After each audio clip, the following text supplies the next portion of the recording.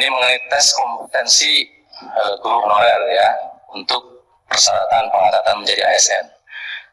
Kami sudah mencoba merumuskan jawaban yang bijaksana, Bu ya.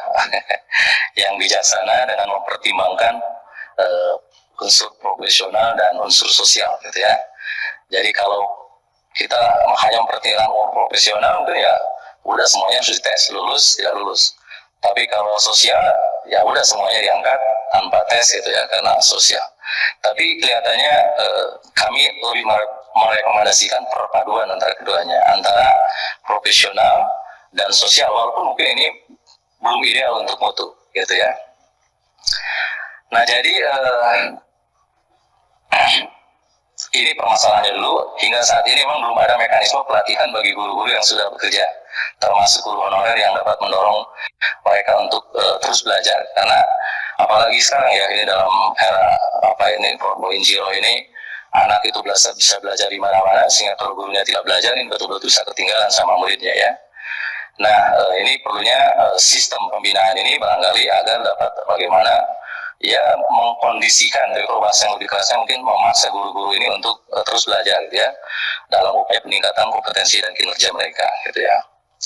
Nah kemudian yang kedua juga selama ini guru-guru baik pada tingkat pusat, daerah maupun sekolah gitu ya. Nah ini direkrut dengan tidak berdasar atas mutu dan kinerja, tapi lebih berdasar kepada keikhlasan, kemauan, kekerabatan, mungkin kenalan juga, karena kalau yang tidak mau gimana juga gitu ya. Nah mereka diangkat hanya terjadi karena kekosongan guru ya, sebagai akibat dari kekurangan guru. Nah kemudian pindah sekolah di kota juga dengan cara yang tidak merit, terus-terusan juga mungkin masih bisa terjadi gitu ya. Nah oleh karena itu terhadap persoalan ini lanjut kami merekomendasikan seperti ini. Silakan nanti dipertimbangkan barangkali oleh Bapak Ibu Dewan untuk pengangkatan guru honorer di bawah 10 tahun. Ini kami merekomendasikan perlu seleksi ya berdasarkan standar kompetensi dan kinerja. Ya, pertama langkah-langkahnya yang menentukan jumlah kebutuhan guru ya. Kemudian yang kedua menggunakan tes kompetensi guru sebagaimana yang dipersyaratkan oleh pemerintah ya untuk bisa memilih guru-guru honorer yang kompeten. Nah kemudian yang kedua, yang ketiga menggunakan alat seleksi berdasarkan rekomendasi, jadi perpaduan antara tes dan rekomendasi dari kepala sekolah atau yang berwenang di sana untuk mengukur kinerja guru ya. Dan yang terakhir mengusulkan guru-guru honorer yang lulus seleksi ya kepada dinas kabupaten untuk diangkat menjadi PPK bagi yang lolos ya. Tapi kalau bagi yang tidak lolos kan berarti ini bisa disalurkan menjadi tendik atau bagaimana cara tiga mungkin ya mereka mendapatkan kalau di tempat kerja yang lain tuh istilahnya mendapatkan pesangon yang mumpuni lah, yang cukup gitu kalau memang betul-betul tidak bisa diangkat. Nah kemudian yang kedua bagi guru honorer yang telah mengabdi 10 tahun atau di atas, nah mungkin ini dasar seleksinya berdasarkan rekomendasi dari kepala sekolah, guru senior atau siapa yang berwenang di sana yang paling memenuhi syarat untuk diangkat menjadi PPK. Nah, sedangkan yang tidak memenuhi syarat sama juga ini ya, bisa dialihkan menjadi tenaga pendidikan atau diberhentikan dengan pesangon yang memadai. Jadi kalau yang muda-muda mungkin bisa lah tes gitu ya, supaya kita bisa menghasilkan guru-guru yang qualified. Karena untuk menjadi guru yang qualified itu ya di samping memang memiliki passion untuk jadi guru, saya kira mereka juga harus punya kapasitas intelektual ya untuk bisa mendampingi anak-anak sekolah belajar.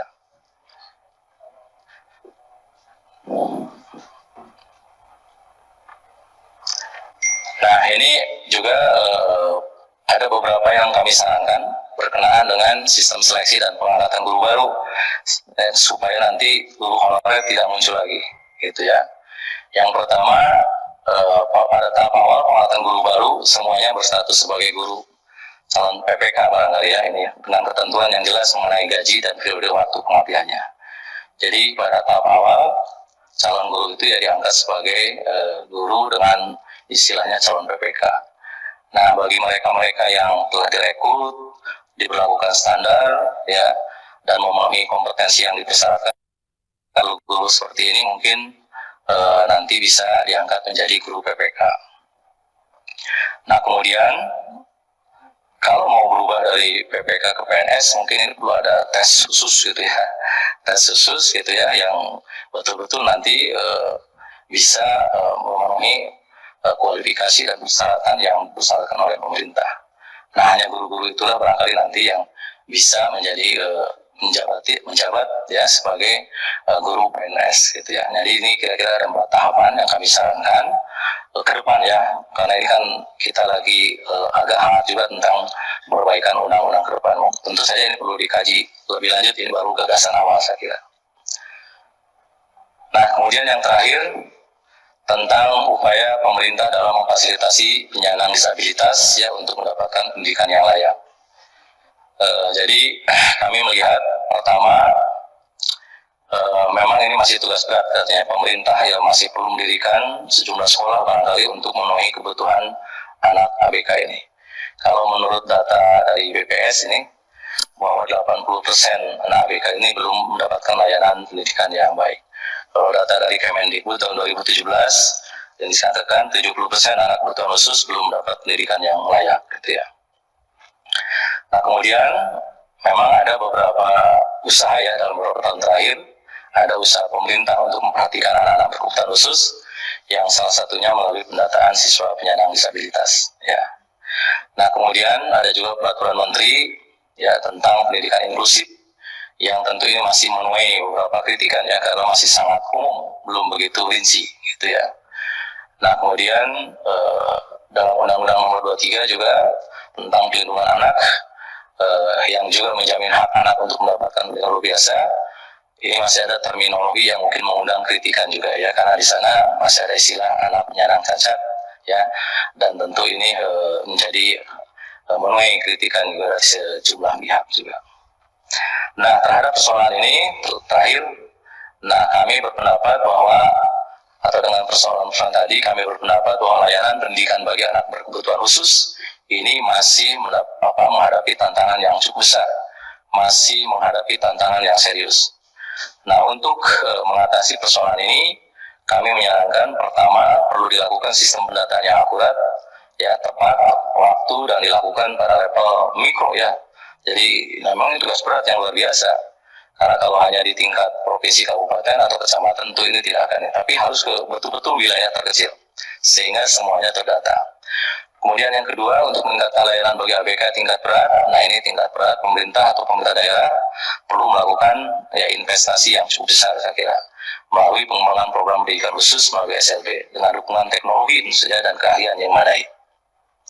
Nah, sedangkan untuk keperluan layanan pendidikan ABK yang sedang atau ringan gitu ya, pemerintah ini perlu melakukan evaluasi dan review secara menyeluruh terhadap sekolah-sekolah atau pendidikan inklusi yang selama ini telah dilakukan. Dan berdasarkan evaluasi ini, pemerintah bisa merancang kembali ya sistem, mekanisme dan sumber daya prasarana dan sarana pendidikan inklusi yang betul-betul mudah dan dapat diakses oleh anak ABK ini ya. Nah, kemudian khususon ini pada masa pandemi, nah ini perhatian terhadap sumber daya digital dan konektivitas untuk ABK juga perlu dilakukan secara khusus karena mungkin kebutuhan mereka berbeda dengan anak normal lainnya, termasuk monitoring dalam pelaksanaan pembelajaran online yang dipadukan dengan pendidikan tatap muka. Jadi blended ini mungkin lebih memenuhi harapan daripada fully online gitu ya. Full online gitu, sehingga efektivitas pembelajaran pendidikan untuk ABK tetap masih bisa dilaksanakan secara efektif. Demikian Ibu Pimpinan yang saya hormati dan seluruh anggota Dewan yang saya hormati, jawaban yang dapat kami sampaikan secara tertulis tadi saya sudah sampaikan kepada teman-teman panitia, dan mudah-mudahan apa yang kami lakukan ini bisa memenuhi harapan. Dan tentu kami mohon maaf atas segala kehilapan yang telah kami lakukan. Demikian, wabillahi taufiq wal hidayah. Assalamualaikum warahmatullahi wabarakatuh.